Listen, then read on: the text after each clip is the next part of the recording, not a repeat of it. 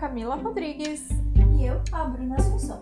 E hoje nós vamos contar para vocês a historinha do livro George e a Caça ao Tesouro Cósmico, escrito por Lucy Stephen Hawking. Episódio 7.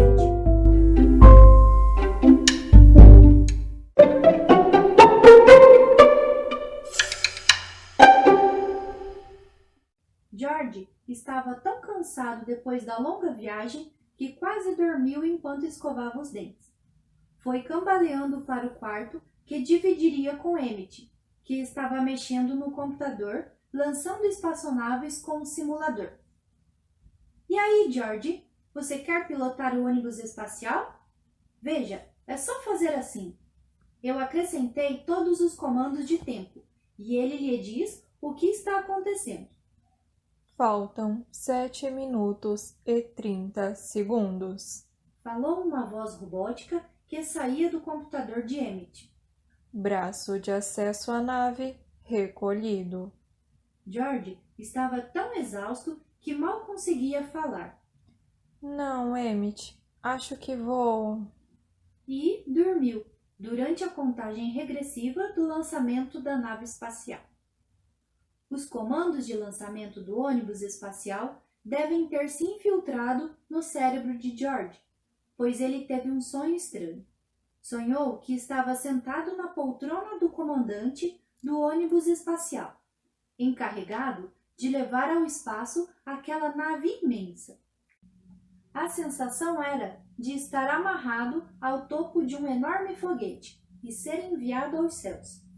Quando atingiram a escuridão do espaço, ele pensou ver estrelas piscando para ele pela janela da nave.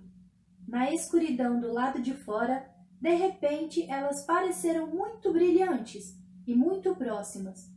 Uma delas pareceu disparar na sua direção, projetando uma luz clara diretamente no seu rosto, tão perto e tão brilhante que acordou sobressaltado e viu que estava numa cama desconhecida, com alguém apontando uma lanterna para o seu rosto.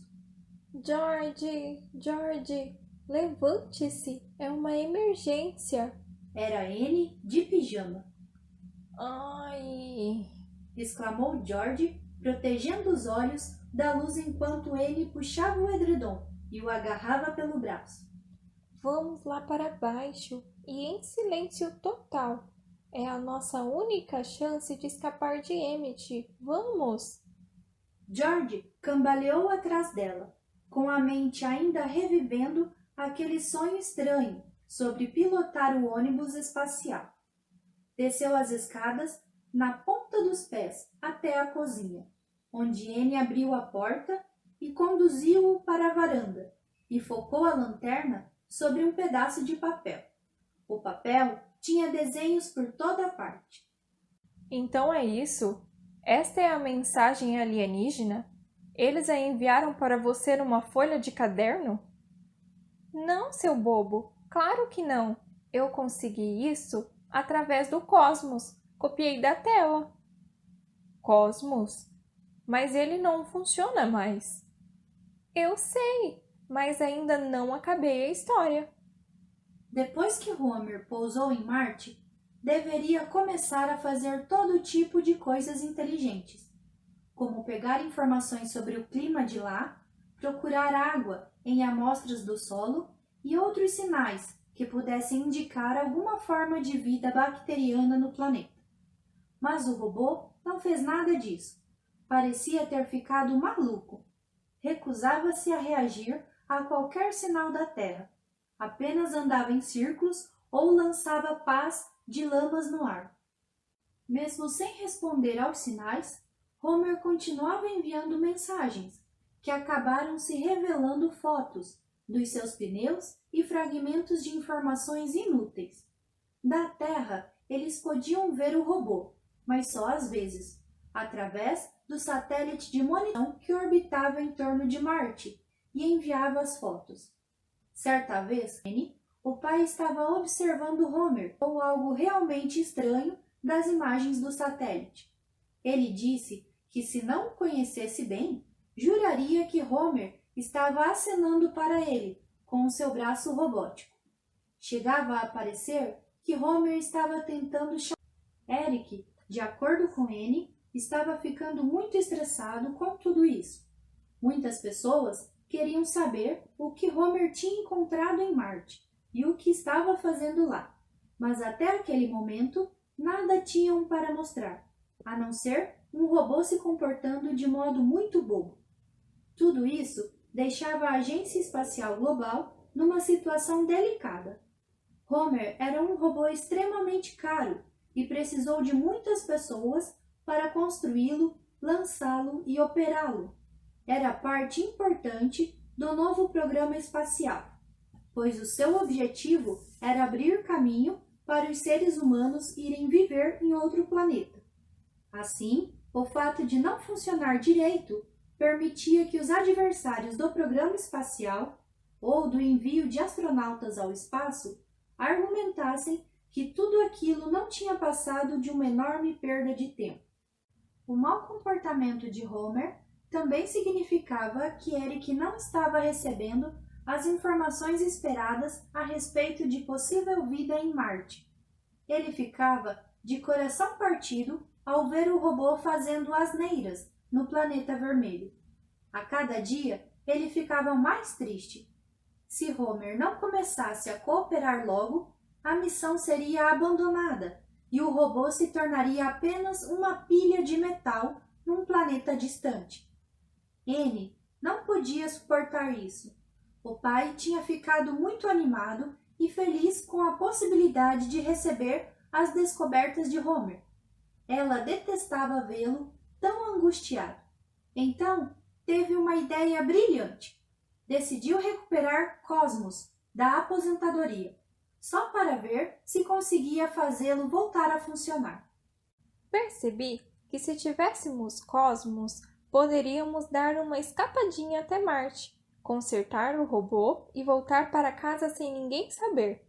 Se fôssemos quando o satélite de monitoração estivesse do outro lado de Marte, ninguém poderia sequer nos ver. Quer dizer, teríamos que ser cuidadosos para não deixar pegadas nem deixar cair nada. Isso seria um desastre. E o que você fez? Tirei Cosmos do esconderijo secreto. Não tão secreto, se você sabia onde era. E tentei ligá-lo. E ele funcionou? Na verdade, não. Quer dizer, funcionou por alguns segundos e não disse nada, mas foi isso que eu vi na tela. Estava lá, juro, estava lá. Era uma mensagem. Eu verifiquei a identidade do remetente, desconhecida. Quanto à origem da mensagem, dizia extraterrestre. Aí Cosmos apagou e eu não consegui ligá-lo de novo. Uau! Você contou a Eric? Claro que contei. Ele tentou religar Cosmos, mas não conseguiu. Mostrei a mensagem para ele, mas ele não acreditou em mim. Ele disse que eu estava inventando tantas histórias, mas tenho certeza de que Homer está acenando para nós e tem algo a nos dizer. Só que meu pai insiste em dizer que Homer não está funcionando, porque entrou mal na atmosfera, e que essa mensagem, se é que Cosmos a recebeu, é apenas algo relacionado ao fato de o computador não estar funcionando. Mas isso é uma injustiça da parte dele. Não, ele está apenas agindo como um cientista. É como disse o Emmett. A maioria das pessoas acredita que lá no espaço só existem algumas formas de bactérias e não verdadeiros alienígenas. Mas eu acho. O que você acha? Eu acho que alguém lá no espaço está tentando entrar em contato conosco. Acho que alguém está usando Homer para atrair a nossa atenção. E como nós estamos ignorando, eles começaram a nos mandar mensagens. Só que não podemos captá-las, porque Cosmos não está funcionando. E o que vamos fazer? Precisamos ir até lá e ver pessoalmente. Mas primeiro temos que consertar Cosmos. Temos que ver se os alienígenas ainda estão nos enviando mais mensagens. E então, quem sabe, talvez a gente possa mandar uma de volta. Como faríamos isso? Quero dizer, como mandaríamos uma mensagem que eles possam compreender? E mesmo que soubéssemos enviar, o que diríamos? E em que língua? Eles nos enviaram a mensagem em figuras. Deve ser porque não sabem como falar conosco. Acho que diremos: deixem o nosso adorável robô em paz, seus alienígenas irritantes. Vocês estão mexendo com a civilização errada. Vão procurar outra. Mas nós queremos saber quem eles são e de onde vêm. Não podemos simplesmente dizer: desapareçam daqui, alienígenas, porque jamais descobriremos quem enviou a mensagem. E que tal? Venham em paz e depois voltem para casa. Assim saberíamos quem são, mas eles não teriam permissão para vir à Terra se tivessem más intenções. Ah, é? E quem vai impedi-los? Eles poderiam aterrissar aqui na forma de enormes máquinas apavorantes e nos esmagar no chão, exatamente como nós fazemos com as formigas. Ou talvez eles sejam minúsculos, como as bactérias que vemos através do microscópio, só que não percebem como somos grandes e que sequer notaremos quando chegarem. Talvez tenham 14 cabeças babando lama. Isso nós notaríamos. Ouviram um rangido, seguido de passos nos degraus. Um Eric, de olhos turvos, surgiu na varanda. O que está acontecendo aqui? Perguntou muito mal-humorado. George não estava conseguindo dormir por causa do fuso horário, então eu estava lhe dando um copo d'água. Pra cima, os dois, agora! George esgueirou-se para o quarto que compartilhava com Emmett e pulou para a cama, mas não antes de ter tomado a lanterna de Annie. Agora estava totalmente acordado. Então, pegou o seu exemplar do Guia Prático do Universo e o abriu no capítulo Entrando em Contato com Alienígenas. Guia Prático do Universo. Entrando em contato com os alienígenas. Se de fato os alienígenas existem no espaço, será que algum dia nós os conheceremos? As distâncias entre as estrelas são incrivelmente grandes, portanto, ainda não podemos saber ao certo se algum dia acontecerá um encontro cara a cara, supondo-se que os alienígenas tenham cara. Mas, mesmo que os extraterrestres jamais visitem o nosso planeta, nem recebam uma visita nossa, ainda assim poderemos nos conhecer, poderemos ser capazes de conversar. Uma das maneiras para isso acontecer é via rádio. Diferentemente do que acontece com o som, as ondas de rádio podem se mover através dos espaços vazios entre as estrelas e se movem à maior velocidade possível, a velocidade da luz. Há quase 50 anos, alguns cientistas estudaram quanto tempo levaria para se enviar um sinal de um sistema estelar para outro. Surpreenderam-se ao constatar que a conversa interestelar não necessitava de uma tecnologia superavançada, como frequentemente se vê nos filmes de ficção científica. É possível enviar sinais de rádio de um sistema solar para outro com um tipo de equipamento de rádio que podemos construir atualmente. Então os cientistas se afastaram dos seus quadros negros e refletiram: se é tão fácil, então não importa o que os alienígenas estejam fazendo, com certeza estão usando o rádio para se comunicar em longas distâncias. Os cientistas perceberam que seria uma ideia perfeitamente lógica posicionar no céu algumas das nossas grandes antenas e verificar se conseguiríamos captar sinais extraterrestres. Afinal, a descoberta de uma transmissão alienígena provaria imediatamente que há alguém lá, sem a despesa de se mandarem foguetes para sistemas estelares distantes na expectativa de se descobrir algum planeta povoado. Infelizmente, Essa experiência de se escutar às escondidas, chamada de busca por inteligência extraterrestre, SETI, até agora não encontrou um único pio verdadeiramente vindo dos céus.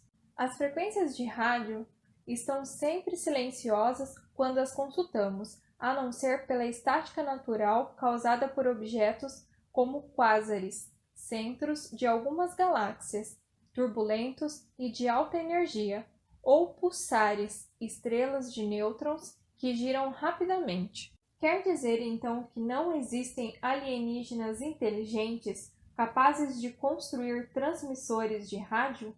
Esta seria uma descoberta surpreendente, porque certamente existem pelo menos milhões e milhões de planetas na nossa galáxia Via Láctea, e há 100 bilhões de outras galáxias.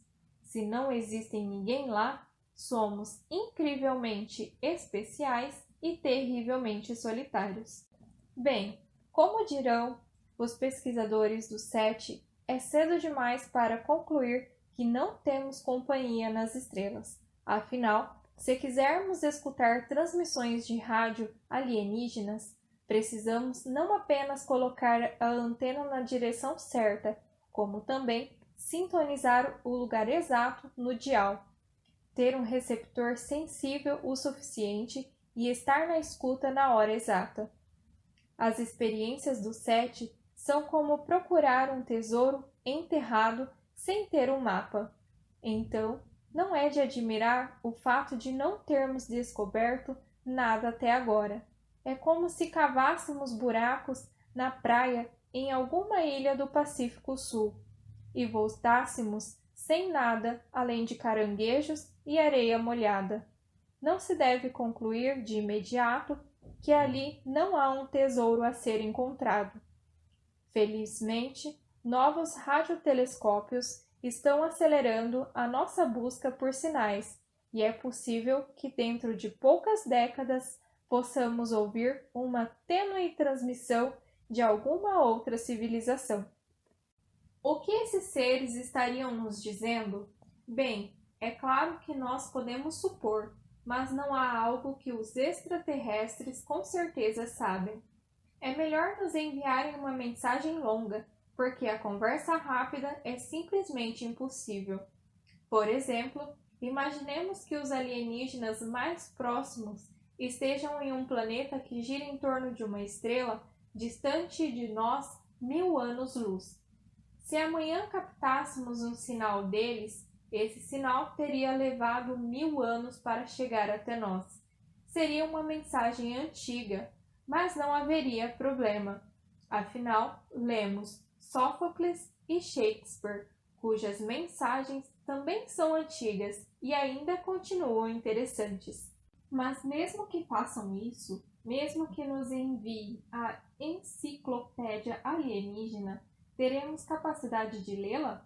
Afinal de contas, diferentemente dos filmes e da TV, os extraterrestres não devem ser fluentes em inglês, nem em nenhum outro idioma terrestre. É possível que usem figuras ou mesmo matemática para tornar a sua mensagem compreensível, mas enquanto não captarmos algum sinal, não saberemos.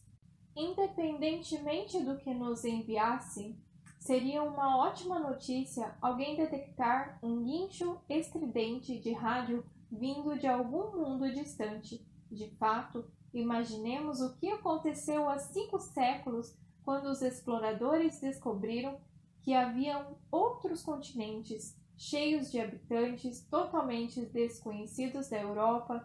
A descoberta do Novo Mundo mudou tudo.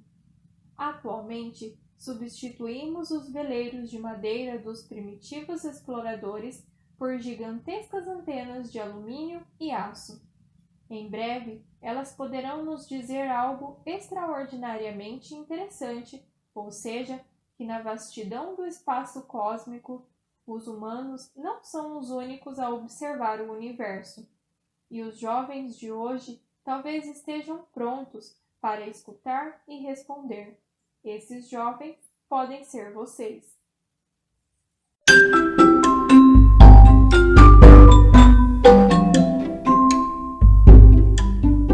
a história de hoje. Esperamos vocês no próximo episódio. E não esqueçam de curtir e compartilhar com os seus amiguinhos. Tchau, tchau!